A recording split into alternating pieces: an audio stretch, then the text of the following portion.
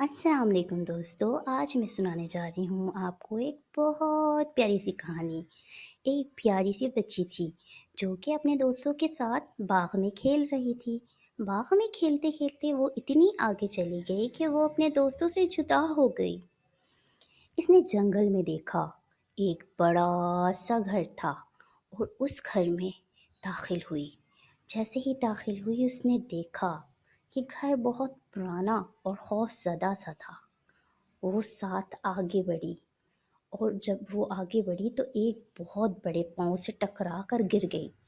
उसने देखा एक खौफनाक भालू और उस लड़की से कहा, तुम क्या कर रही हो यहाँ?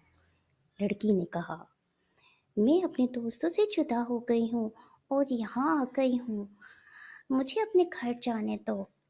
लेकिन भालू ने क्या किया, नहीं, तुम यहाँ से नहीं जा सकती, अब तुम हमेशा यहीं रहोगी। लड़की बहुत रोई लेकिन भालू ने उसे जाने ना दिया। इस तरह कई दिन गुजर गए। एक दिन लड़की भूख की वजह से बहुत परेशान थी। उसने अपनी अम्मी से सीख रखा था समोसे बनाना। उसने समोसे बनाए और 2-4 समोसे कुछ खा लिए और कुछ रख दिए।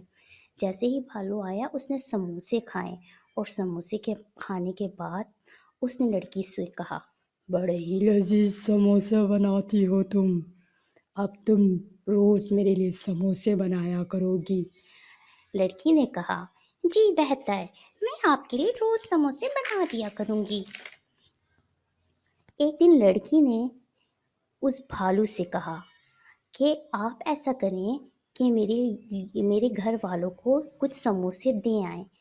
भालू, क्या आप कुछ